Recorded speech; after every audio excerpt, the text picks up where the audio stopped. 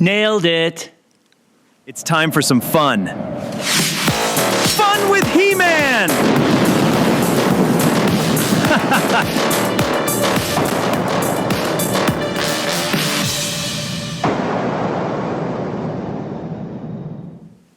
Welcome to episode 1 of my 2-part series of hits and misses. I've gone back through my older videos, which was an embarrassing exercise in and of itself, and I made a list of the things that I got right, predictions that came true in the movie, and things that I predicted and didn't come true in the movie. And so in this episode, we're going to talk about the hits. So it's sort of like a Venn diagram. There's going to be things that I predicted, and then there's going to be things that Travis Knight did well, and then the middle of the Venn diagram would be things that I was hoping in my predictions, and then Travis Knight totally nailed. So first up would be what I would call just the basic beats. He did have all the basic beats of Masters of the Universe.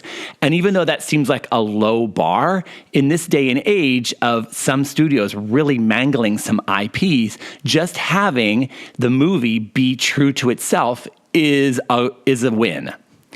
Now, not even all Masters of the Universe products have the basic beats. Even some of the original lore itself doesn't contain the basic beats that we've come to know and love about Masters of the Universe. So when I'm talking about the basic beats, we've got our king and queen, King Randor and Queen Marlena, rulers of Eternia, and that Adam is their son, the prince, and that he becomes He-Man. And also within that basic beat structure, you had that the queen, Marlena, was actually from Earth. So the movie had all of those parts sort of like right out of the gates, which I loved. Now, some of you might be thinking like, well, the going to Earth part was a stretch from the lore, and it was really a deviation from the basic beats. But number one, like I just said, Queen Marlena was from Earth, so there definitely could be that aspect to it. And the other thing to really think about if you want to stretch your brain, your creativity, and be very liberal with forgiveness towards the movie, is that we never really had like a proper genesis to the 80s cartoon. The first episode that aired was the Diamond Ray of Disappearance. And it just sort of was like out of the gates action. You just already had Skeletor being awful and He-Man saving the day, but there never was like a hero's origin story in the 80s cartoon. Now, in other versions, in the 2000X cartoon, we had like a really solid origin story of young Adam getting the power sword for the first time. It even sort of showed how Orko knew that it was a secret because he had stumbled onto the first transformation. That series opened with like a 3-parter deep dive into the origin story. Then even later on, more recently, the Netflix children's series, they had their own origin story. I mean, that was really off lore with him being abandoned and raised by the Cringer tribe in the jungle. I mean, it did sort of harken to the jungle origins and the original lore, but it was definitely a stretch. But in terms of like the straight up 80s narrative and the 80s Filmation cartoon, we never really saw like what was the first time that Adam raised his sword and got his fabulous powers. And so possibly Travis Knight's version, this story, is the in-universe original telling of how Adam got his power. Okay, the next part of basic beats that was included in the story would be the Teela and Man-at-Arms relationship. So sure enough, father-daughter, adopted, I guess sort of obviously adopted too because of the race difference in the casting. So they had that part, which was great. And of course, there was lots of like father-daughter chemistry and interesting narrative in the story. So that was great. It was a really critical part of the basic beats, totally nailed.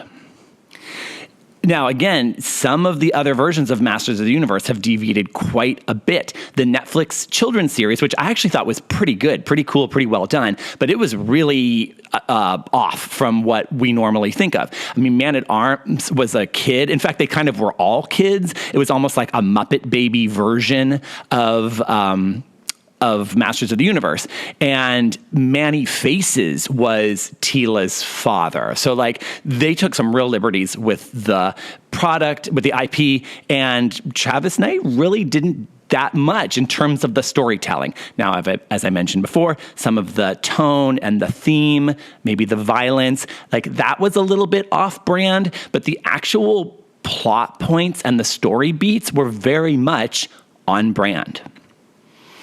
So another thing, speaking of like themes and tones, that was very consistent, very on brand, was the use of strong female characters. And I've talked about that in some of my videos, that one of the wonderful things about Masters of the Universe and why it did appeal to girls and young 80s girls that also loved the toy, not only was there all the bold, wild colors, but the storytelling really featured strong female characters. You had Tila, obviously, the sorceress, the queen. And so without being overt, bashing it over your head, it wasn't woke. It just showed strong women going shoulder to shoulder with the strong men, loving and respecting each other. And so that was all very much in the new movie too. Nailed it. So in addition to strong women and it not being like too woke, is that there was actually those moments of like Tila sort of looking at Adam and He-Man with like stars in her eyes, and that there was sort of like a man-woman chemistry that was going on there. And that also harkened back to the 80s. There was always that sort of like will they, won't they dynamic between Tila and He-Man, and were they just in the friend zone or would they possibly become lovers? So then that brings us to my favorite, Evelyn, and a basic beat that was absolutely kept in the new movie. Speaking of looking at He-Man with stars in her eyes, so there was also always this like weird tension with Evelyn's affections. She is almost like the bad girl that always wanted the good boy, but ended up with the bad boy instead. And that was in there as well. And speaking of the bad boys, so then the complicated dynamics again between Evelyn and Skeletor were also present, including arguably, or dare I say, Skeletor's ambiguous sexual orientation, which in my mind is not ambiguous at all. If anything, I feel like Travis Knight took that implicit and made that pretty explicit in terms of Skeletor looking at He-Man with stars in his eyes. So all jokes aside, the other complication and interesting dynamic between Evelyn and Skeletor was that in addition to maybe some love that they had, there was also like sort of an abusiveness to their relationship, which was very obvious in the movie, and that Evelyn somehow despises him, but also can't get away from him and can't get enough of him.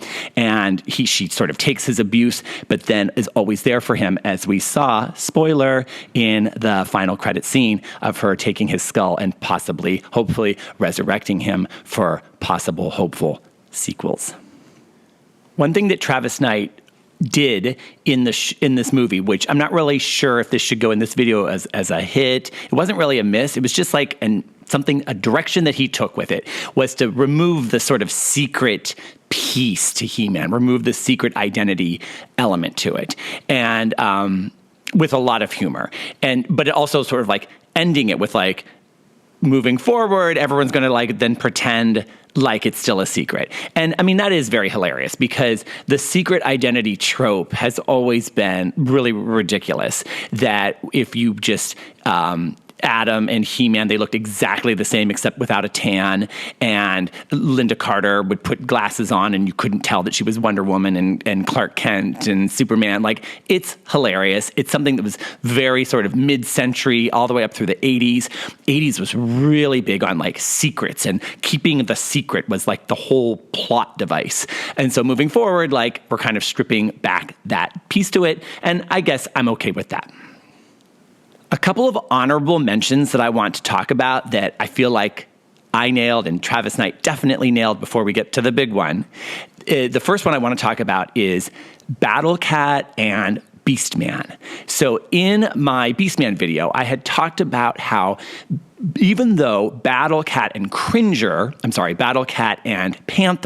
should be the presumed arch enemies of one another because they're both the cats and they're both the steeds for our main hero and villain, that one could argue that Beastman and Battle Cat are actually sort of the arch nemesis of each other, because they're both sort of like the beastly best sidekick to the main hero and villain. And so the movie definitely had that. And one of my favorite scenes of Beastman with Battle Cat's mouth on Beastman's head, and I thought that was hilarious. So I really liked what he did with Cringer and Beastman. And then the other honorable mention I want to talk about that he absolutely nailed was the use of Spikor. And Spikor, who was a character that had very little backstory, as I mentioned in my Spikor videos, that there's not a whole lot to talk about with Spikor, but he is such a cool character and he looks so amazing and a fan favorite. And so we just had to put him in the movie. And the use of Spikor was perfect through and through, including his first big reveal, growling and looking really scary and really showing the audience that Skeletor and his minions are no joke. But then later, when in the big battle scenes, when he was spiked to the wall, hilarious. And then when there was like a blink and you miss it moment where he then had like bandages wrapped around his head, very a la Looney Tunes, amazing. I loved it. What Travis Knight did with Spikor is what he should have done with the whole entire movie. Made it tongue-in-cheek, but without beating you over the head with it saying that we're being tongue-in-cheek. And also the funniness to the violence instead of it like just being too violent. Okay, so the big reveal that I hoped and prayed for and Travis Knight totally nailed was that we got She-Ra. And even though she wasn't really in the movie, she was at the end and we only saw the back of her. We got the whole point that the expanded universe of Eternia and Etheria was all there. Thank God. Because if they had tried to do this movie without She-Ra, it just would only be half the story. And so if they want to move forward with a franchise, whether it be in the theaters or streaming, if they want to move forward with more products, they've got to marry these brands together. And it seems like they got their lawyers together and they've fleshed it out. And I'm hyped because there is tons of Princess of Powers that Mattel has not been making for the past 5 years. And so, okay, Mattel, let's get on it. Let's get some Princess of Powers toys, maybe even some more Barbie versions of them, maybe some collector versions with the rooted hair. We want it all, Mattel. Let's go for it. Okay, so thank you for joining me with the hits of the movie, things that I predicted and came true, things I was hoping for and praying for, and they worked out okay. And join me next time, and we'll talk about some of the misses.